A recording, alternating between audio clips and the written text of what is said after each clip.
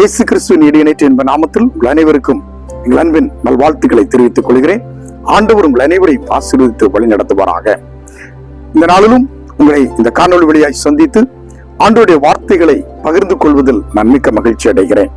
இந்த நாளில் உங்களோடு பகிர்ந்து கொள்வதற்காய் எடுத்துக்கொண்ட திருமுறை பகுதி ஏசாயா தீர்க்கதரிசியின் புஸ்தகம் 43வது அதிகாரம் 18-19 வசனங்கள். முந்தினவைகளை நினைக்க வேண்டாம், பூர்வமானவைகளை சிந்திக்க வேண்டாம். இதோ நான் புதிய காரியத்தை செய்கிறேன், இப்பொழுதே அது தோன்றும், நீங்கள் அதை அறியீர்களா? நான் வனாந்திரத்திலே வழியையும் அவாந்திர வெளியிலே ஆறுகளையும் உண்டாக்குவேன். இன்று நான் உங்களோடு பகிர்ந்து கொள்கின்ற செய்தியின் தலைப்பு புதிதாக்குகிற கடவுள். பழையவற்றை நினைத்து பார்க்க வேண்டாம், எல்லாவற்றையும் புதிதாய் மாற்றுகிறேன் என்று சொன்ன ஆண்டவர் நம்மோடு கூட இருக்கிறார். ஏசாயா தீர்க்கதரிசியில் மட்டுமல்ல, வெளிப்படுத்தின விசேஷத்தில் கூட அழகாய் ஆண்டவர் சொல்லுகிற வார்த்தைகளை நாம் பார்க்க முடியும். வெளிப்படுத்தின விசேஷம் 21வது அதிகாரம் 5வது வசனத்திலே, சிங்காசனத்தில் மேல் வீற்றிருந்தவர் இதோ நான் சகலத்தையும் புதிதாக்குறேன் என்றார். பின்னும் அவர், இந்த வசனங்கள் சத்தியமும் உண்மையுமானவைகள், இவைகளை எழுது என்றார். அன்பானவர்களே, ஆண்டவர் ஒரு வார்த்தையை சொன்னால் அதை நிறைவேற்றாமல் விடுகிறவர் அல்ல. எந்த நிலையிலும் அவர் சொன்னதை செய்கிறவர். செய்கின்ற காரியத்தை முன்கூட்டியே தன்னுடைய மக்களுக்கு அவர் அறிவிக்கிறவர். ஆண்டவர் ஏசாயா தீர்க்கன் வழியாய் இஸ்ரவேல் மக்களுக்கு கொடுத்த ஒரு நம்பிக்கையின் வார்த்தை அது. ஒரு முறை ஒரு அறிவிப்பு ஒன்று வெளியிடப்பட்டது. மன்னன் நாட்டு மக்களை சந்திக்க வருகிறார் என்று சொல்ல, அந்த நாட்டின் அத்தனை பேரும் மன்னனை சந்திப்பதற்காக எல்லாரும் சாலை ஓரத்தில் கூடி நின்றார்கள். ஒரே ஒரு மூதாட்டி மட்டும் தன்னுடைய கடமையில் மிகவும் கவனமாய் இருக்கிறவர்கள் ஒரு நாற்கூடையை முடைந்து கொண்டே இருந்தார்கள். அவர்களை பார்த்து அந்த ஊரில் இருந்த மக்கள் ஏளனமாய் பேசினார்கள். மன்னர் வரப்போகிறார், ஏதாகலும் நமக்கு தருவார், இந்த இடத்தில் நீ எதற்கு இப்படி கஷ்டப்பட்டு உட்கார்ந்து இருக்கிறாய்? மன்னர் தருகின்ற வெகுமதிகளை பெற்றுக் கொள்வதற்கு சாலை ஓரத்தில் வந்து கூடி நிற்க வேண்டும் என்று சொல்லி அழைத்தார்கள். ஆனால் அந்த மூதாட்டி வரவில்லை. அந்த மூதாட்டியின் எண்ணம், நாம் உழைத்த உழைப்பில் சாப்பிட வேண்டும். திடீரென்று ஒரு வயதான ஒரு முதியவரை போன்ற ஒருவர் அந்த மூதாட்டியிடம் வந்து கேட்டார்கள், ஏன் நீங்கள் மன்னரை பார்க்க வரவில்லை? மக்களே அங்க மன்னரை பார்ப்பதற்காக கூடி நிற்கிறார்கள், இன்னும் சிறு நேரத்தில் மன்னர் வந்து விடுவார், நீங்கள் இங்கே உட்கார்ந்து நாற்கூடை பின்னிக் கொண்டிருக்கிறீர்களே என்று சொன்ன பொழுது அந்த மூதாட்டி சொன்னார்கள், உழைப்பின் மீது நம்பிக்கை இல்லாதவர்களும் சோம்பேறிகளும் இப்படி தெருவிலே நின்று மன்னருக்காய் காத்திருப்பார்கள். நான் உழைத்து சாப்பிடுகிறவள், மன்னனை சந்திக்க வேண்டிய நேரம் வருகின்ற பொழுது நான் சந்தித்துக் கொள்வேன், இப்பொழுது எனக்கு என்னுடைய கடமைதான் முக்கியம் என்று சொன்னேன். உடனடியாக அந்த முதியவரை போன்று தோற்றத்தில் இருந்த அந்த மனிதர் கையில் இருந்த முத்திரை மோதிரத்தை எடுத்து அந்த மூதாட்டியிடம் காண்பித்து சொன்னார்கள், நீங்கள் சொல்லுங்கள், மன்னர் என்னை சந்தித்து விட்டு சென்றார் என்ற ஒரு அறிவிப்பை அங்கிருக்கின்ற மக்களுக்கு சொல்லுங்கள் என்று சொல்லி அந்த மூதாட்டியின் கையில அந்த முத்திரை மோதிரத்தை கொடுத்து, நாளை என்னை வந்து சந்தியுங்கள் என்று சொல்ல, சரி என்று மகிழ்ச்சியோடு அந்த மூதாட்டி இருந்தார்கள். மன்னரை பார்க்க சென்ற அந்த கூட்டம் இதாகலும் வெகுமதி கிடைக்கும் என்று ஆவலோடு இருக்க, எதுவும் கிடைக்காமல் திரும்ப வர அந்த மூதாட்டி கையில் இருந்த முத்திரை மோதிரத்தை காண்பித்து, மன்னர் என்னை சந்தித்து விட்டு சென்றார்கள் என்று சொல்லி அந்த முத்திரை மோதிரத்தை காண்பித்தார்கள். இதை பார்த்த மற்ற மக்கள் எல்லாம் வெட்கி தலை குனிந்தார்கள்.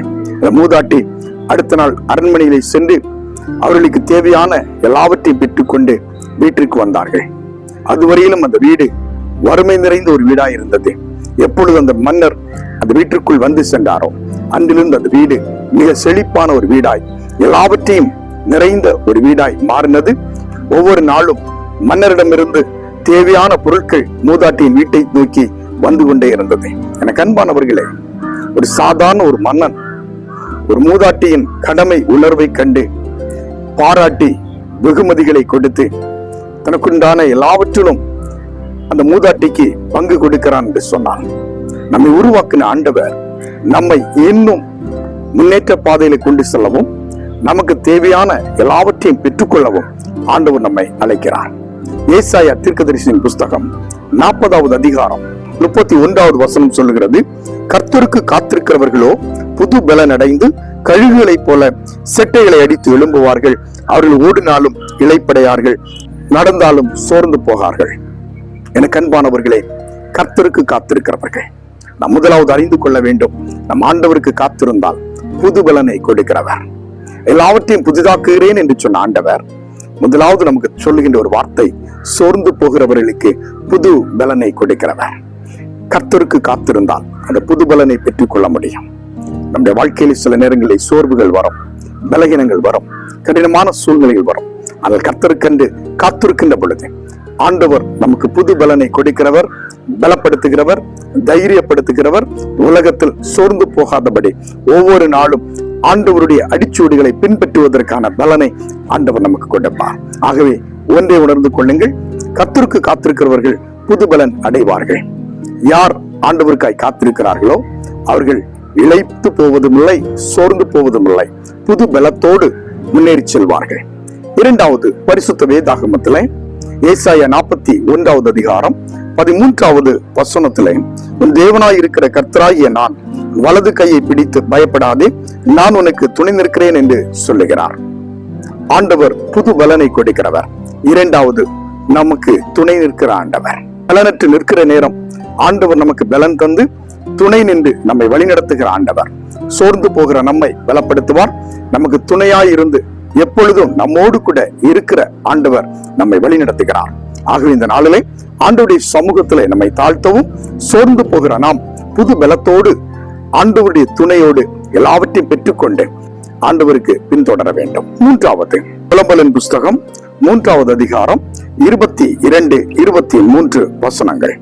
நாம் நிர்மூலம் ஆகாமல் இருக்கிறது கர்த்தருடைய கிருபையே, அவருடைய இரக்கங்களுக்கு முடிவில்லை, அவைகள் காலை தோறும் புதியவைகள், உமது உண்மை பெரிதாய் இருக்கிறது. ஆண்டவர் நம்முடைய வாழ்விலே புது கிருபையை கொடுக்கிறவர், புது பலனை கொடுக்கிறவர், துணை நிற்கிறவர், புது கிருபையை கொடுக்கிறவர். எல்லாவற்றையும் புதிதாக்குகிறேன் என்று சொன்ன ஆண்டவர் புது கிருபையினால் நம்மை பலப்படுத்துகிறார். அவை காலை தோறும் புதிதாயிருக்கும் என்று ஆண்டவர் சொல்லுகிறார். ஒவ்வொரு நாளும் ஆண்டவருடைய சமூகத்திலே நாம் காத்திருந்து அவருடைய கிருபையை பெற்றுக்கொண்டு ஆண்டவரை பின்தொடர்ந்து செல்கின்ற பொழுது ஆண்டவர் நம்மை வழிநடத்துவார்.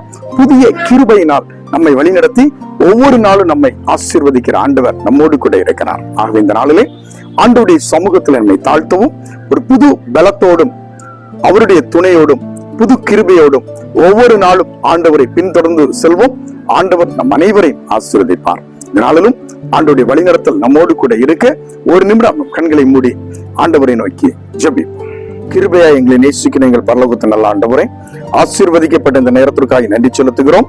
இந்த நாளிலும் ஆண்டவர் எல்லாவற்றையும் புதிதாய் மாற்றுகிறீர் என்ற ஒரு புது நம்பிக்கையோடு நம்முடைய சமூகத்திலே நாங்கள் நிற்கிறோம். சோர்ந்து போகிறவர்களாய் அல்ல, ஆண்டவருடைய பலத்தை பெற்றுக் கொண்டவர்களாய் உம்முடைய வார்த்தைக்கு கீழ்ப்படிந்து முன்னேறி செல்ல கர்த்தர் கிருபை செய்யும். ஒவ்வொருவரையும் உம்முடைய கரங்களை தருகிறோம். ஆண்டவருடைய வார்த்தைக்கு நாங்கள் கீழ்ப்படிந்து உம்மிலே பலன் கொண்டு உம்முடைய துணையோடு உம்முடைய கிருபையை பெற்றுக்கொண்டு முன்னேறி செல்ல ஆண்டவர் கிருபை செய்யும். எங்களை தாழ்த்தி உம்முடைய கரத்திலே தருகிறோம்.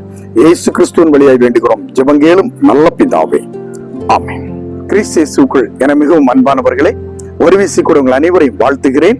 இதனாலும் ஆண்டவர் எல்லாவற்றையும் புதிதாய் மாற்றுகிறேன் என்று சொல்லி இருக்கிறார். அவனமாக அவருடைய புது பலத்தால், அவருடைய துணையால், அவர் தருகின்ற கிருபையினால் ஒவ்வொரு நாளும் ஆண்டவருக்குள் பலன் கொண்டு முன்னேறி செல்வோம். ஜெபத்தோடு கூட ஒவ்வொரு நாளையும் நாம் ஆரம்பிப்போம். ஆண்டவர் உங்கள் அனைவரையும் ஆசீர்வதிப்பார். மீண்டும் அடுத்த காணொளியில் உங்கள் அனைவரையும் சந்திக்கிறேன். அதுவரையிலும் ஆண்டவருடைய வழிநடத்தல், பாதுகாவல் உங்கள் அனைவரோடும் கூட இருப்பதாக. ஆமென்.